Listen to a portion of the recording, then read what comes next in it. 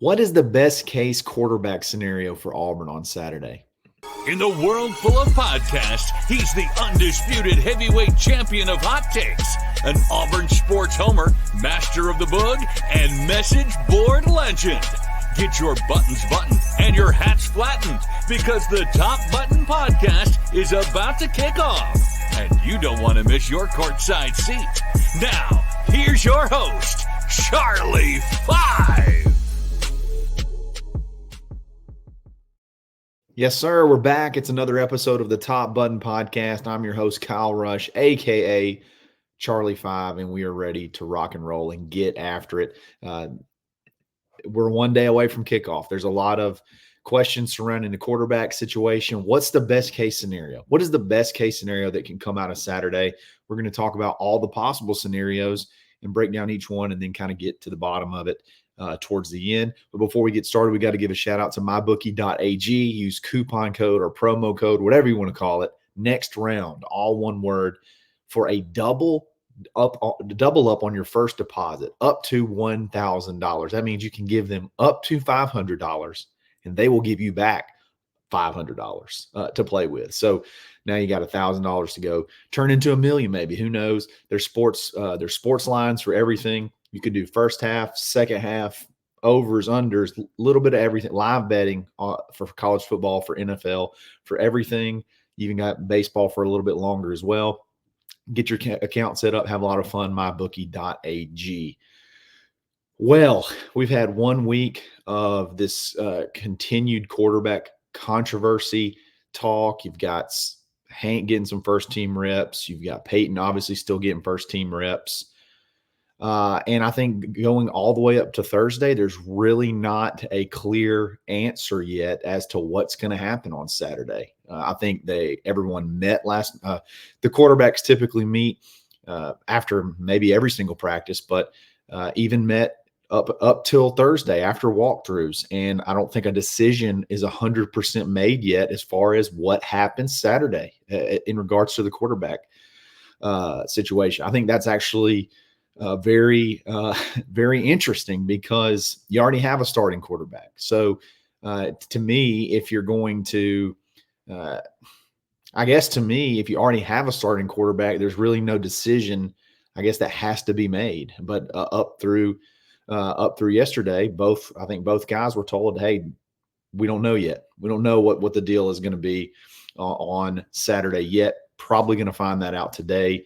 I have no idea which way they're going to lean. All I know is that there's three scenarios. Okay, there's the three scenarios. There's one, Payton starts and plays most of the game like he's the starting quarterback.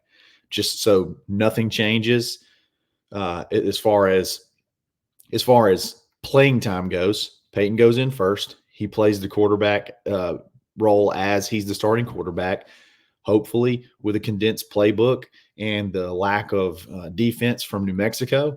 You can put him away early, and then Hank comes in like he normally would if he was the backup quarterback towards the end of the game and gets maybe some good mop-up duty. Scenario two is that they rotate, which to me would be the worst scenario. But I don't think it's off the table that, whether it's one drive, two drives, whatever it is, a quarter and a quarter, I do think this is a team you're playing that you could do something like that, but that is the second option. We're going to go dive into what that would yield. And then the third option is obviously Hank starts the game and you roll with it and you just roll with Hank from then on out. So what is the scenario what happens if Payton starts? Okay, so number one, I would just go ahead and expect if Payton were to start, he'd probably have a pretty good game because these are the type games that Payton plays well in. If there's not much of a competitive defensive line that you're playing against, Payton thrives. When things don't go south, Payton thrives. That's the way he's kind of been. When the offense is clicking and things are working, Payton does pretty well. Okay, you look at last year in certain stretches of the game, even in big games like Georgia and Alabama, the stat line from a passing perspective didn't show it, but from an execution perspective, Payton was able to make the right decisions and able to move the chains and able to kind of keep things going because things were going well. The game plan was good enough that things were going well. So if you condense the playbook where you take away this idea that you're going to go 3-4 wide receivers wide and you're going to chunk the ball down the field instead of playing a little bit more boring or small ball, run, play action, get the ball out quick, just let the playmakers make plays without just chunking it deep every single play. That's the kind of stuff that he's good at. I think that's a lot of how that's a lot of how he played at Michigan State, was a lot of, small ball and then take an occasional shot. And I think that's probably what the game plan is going to move to moving forward. So if Payton starts, I'd probably expect him to have a pretty good game. The problem is, I don't know that you learn a ton. And unfortunately, that's the case. Unfortunately, that's the case moving forward with him. I don't know that you learn a ton. Maybe you can build confidence in this reduced playbook game plan or condensed playbook game plan. Maybe if you took the offense that you had like towards that little middle stretch where Auburn sort of started to play pretty well, and you added in the extra playmakers that you have now, you have a legitimate number one wide receiver in Keandre Lambert-Smith and Cam Coleman. You got some, other good guys that can take small passes and turn them into big gains. Maybe with that game plan, Payton can start to gain some confidence and maybe carry it into the future. But the problem, you just don't know, because he's done this before. If he goes out and has a great game, he's done this before. And then you go into Arkansas, and do you really know what you have? It's kind of like Alabama A&M. He lit it up against Alabama A&M, threw for over 300 yards, the most yards he's ever thrown for at Auburn. Then you go into Cal with the same game plan, and Cal has a little bit of a scrappy defensive line, and, you have some issues, and boom, you see what you saw on Saturday. So it's kind of the same situation with New Mexico. Do you really gain a lot if Payton goes in? And then, so again, I don't know that this is that's the best case scenario for Auburn, but that's kind of what I expect to happen. I expect if Payton plays, he's going to have a good game, and you're not going to learn a ton. So that's kind of how that first scenario will play out. And then everybody's going to be a little bit uneasy as you go to Arkansas because you're not 100% sure. You're not 100% sure what you got. So that's kind of what I feel like if the scenario one is Payton starts. If the quarterbacks rotate, this to me would be the worst case scenario, but you saw it last year at times. You saw it last year, quarterbacks rotating. Now, from what I understand, the reason the quarterbacks rotated last year was because they actually had packages where, they actually had some packages that was two totally different offenses. So you had a little bit more of a read option offense, and you had a little bit more read option offense with Robbie, and you had a little bit more of a more pro style run and gun, not run and gun, but like air raid types deal that Philip Montgomery runs with Payton. So you thought you might, when you're struggling on one, you may go to the other, but we all saw it was a complete disaster. And finally it didn't take long until they realized that couldn't work. You couldn't do that anymore. So could they rotate quarterbacks? The thing is, if they did rotate quarterbacks, I would probably expect both of them to have a good game. I would probably expect, if they do rotate, that probably both of them would have a pretty good game. And the problem with that would be, is that they may have similar stats, and everyone would fight for the whole week over who played the best. They'd pick everything apart. It would just be a complete, I think it will be the worst case scenario of anything is for the quarterbacks to rotate. I truly hope that's not the case. I hope you pick one guy and roll with it. Because again, I don't think you're going to learn a ton from this game anyway. So I think you got to pick one and roll with it, and then let the other come in as a backup role just to get some experience. So, but hey, we saw it last year. It could possibly happen. And I don't know what that is if it's every drive, every couple drives, like how that actually works. But I don't think it's off the table. I don't think quarterbacks rotating is off the table. And to me, that would be a disaster. Before we go to the last one, I want to give a shout out to our boy Ford Stokes. I know he's bummed after this past weekend, but he still wants to help. Check him out at retirementresults.com/plan and get your custom portfolio analysis when you want to talk about best case scenarios. Let Ford analyze what you got, or either put you in something that's going to give you your best case scenario. Make sure you're doing all the right things. Make sure you're taking advantage of all the right products. Ford Stokes with retirementresults.com/plan. Tell him War Eagle, tell him I sent you, and make a good friend at the same time. The last scenario is pretty obvious. You give the ball to Hank. You give the ball to Hank and let him go. I would expect Hank to have a good game, just because not only do I think that he's a pretty daggum good quarterback, but obviously you got the opponent you have as well. And I think the problem is you're going to learn. It's going to be very similar to Payton Thorne in the sense that he could have a good game and you still really don't know what you have in him. This is really not an ideal scenario. I mean, I guess you could say, well, it's a game that you could get tuned up and you could get ready for the next three games and call it like a stepping stone type game, I guess. But the problem is they're so bad on defense that you just really don't know. You're really not going to have any idea if they're actually playing good, or if it's just that team is so bad on defense. So I do expect Hank, if he were to go in, he would have a great game. And I just don't know that you learn a ton yet. I guess you would. It's his first college start. He's a young guy. Can he handle the moment of the pressure of, hey, this is my shot. I got a senior quarterback that if I slip at all, they're going to throw him back in there. I got to make it happen. So I guess from a pressure standpoint, there would be a fair amount of pressure on his performance. So I guess you get a little bit more of a look at the moxie that Zach likes to say. You get a little bit more. You get a little bit better look at how Hank handles that. But I would expect him to have a good game. And again, I'm not 1,000% sure though how him having a good game would be a whole lot different as far as what you learn than Payton Thorne if he were to have a good game. The only difference is what you can expect from Payton Thorne. I say you have an idea of what you would expect from Payton Thorne if you were to play a little bit of tougher team. You don't really know that yet with Hank. So that's the only question mark. So what's the best scenario? Honestly, I'm not an agenda guy. I don't try to push.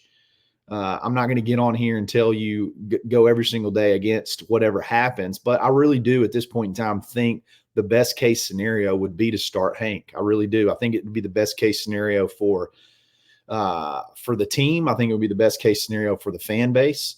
And I think it'd be the best case scenario for Auburn in general is to go ahead and give Hank a shot. I hate to say give him a shot because you gave him a shot all during practice, but give him this chance in the game to actually see if he can carry it over. You know what you got on the other side. I think you probably want to see if you have the same type issue. It would also kind of reveal a lot of this. See if you have some of the same type issues of not being able to carry it over to the game.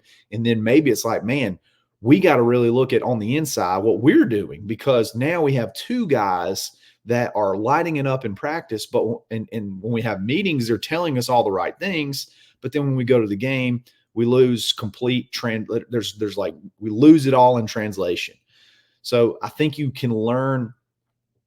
I don't want to say so much about you can learn a lot about Hank, but you can learn a lot about your offense, I think, with Hank, and a lot about your process, and a lot about how you prepare, and a lot about how you're teaching with Hank in there. Because again, if Hank goes out there and struggles with some of the things that he nails in practice, then you got some bigger issues. Then you got some, hey, we've got some sort of, I've got a problem with either, I don't know exactly the relationship of who teaches who and who talks with who and how all the meetings play out. But you may have a little bit of a bigger issue than you think from a coaching standpoint.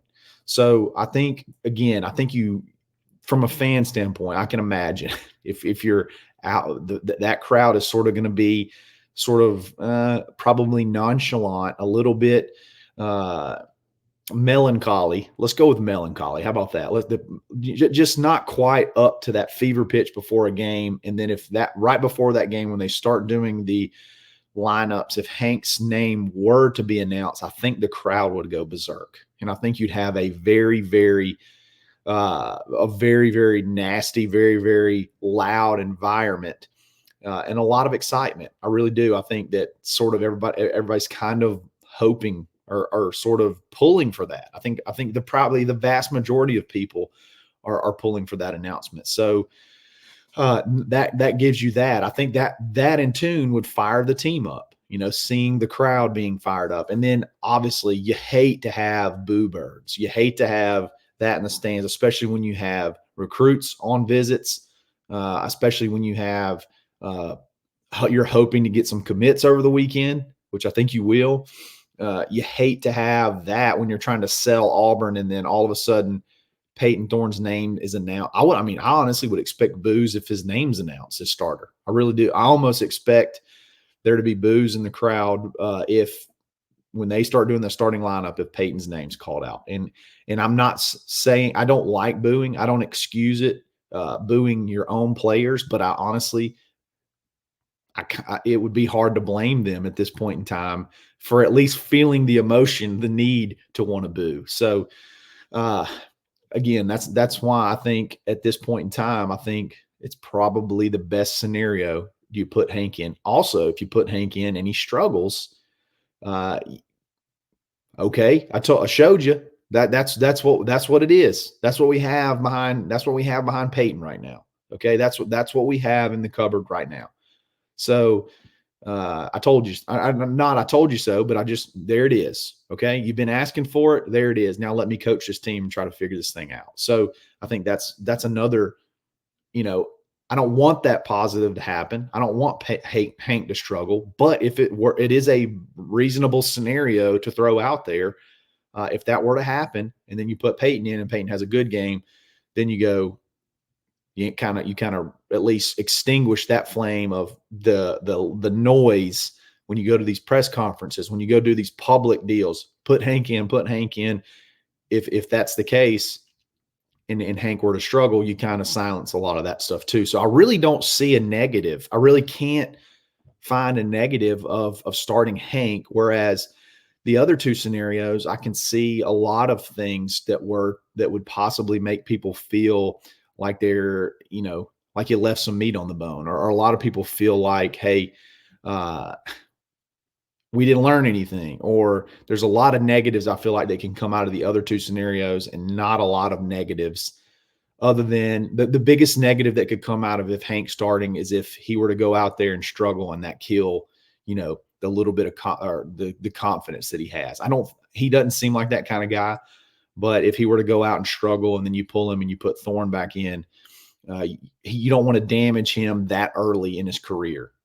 That's basically the only negative, and that negative is very small because I just don't see him as being that type of guy to get that down on himself. It seems like I'm just going to go out there and do what I got to do, kind of let everything roll off my sleeve, and then whatever happens.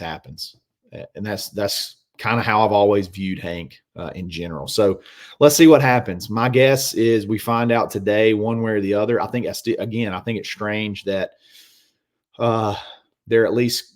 there's at least a conversation around at a quote unquote announcement today. So that to me is interesting. So let's pay attention. Let's see what that quote unquote announcement might be as far as who is going to be the quarterback for Saturday.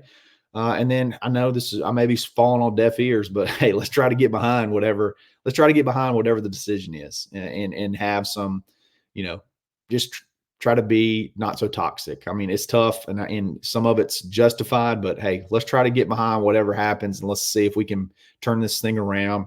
Maybe this condensed playbook is the answer. Maybe we got too greedy the first two games, and we just build off of that last half of the year offense with better playmakers and sort of see what happens. But regardless, we're going to be ready to break it down as soon as it happens. I'll be live after the game, shortly after the game, and ready to talk about it. So, guys, I really appreciate you listening. You need to subscribe at thebarnauburn.com. If you're subscribed, you'll probably know about the quarterback situation before anybody. So, for $1 for your first month, you can check it out, have some fun, get in the mix, get in the conversation. We have some great conversations, some great debates, but it's spirited. It's not very toxic. It's a lot of really good conversation, and there's a lot of people on both sides of the fence of everything. I think it's just a really good blossoming community, and I think you need to get a part of it as well. thebarnauburn.com. If you like this video, like it. If you like this channel, subscribe to it. Follow me on Twitter, _Charlie_5, and we're going to be back during football season. Daggum, it's every single day. You just got to keep your head on a swivel. You never know when we're going to pop up. Definitely will be up tomorrow after the game, so be on your toes for that one. Y'all have a great weekend, great game day. We'll talk soon. It's another episode of the Top Button Podcast. Stay buttoned. Thanks for listening, and drive home safely.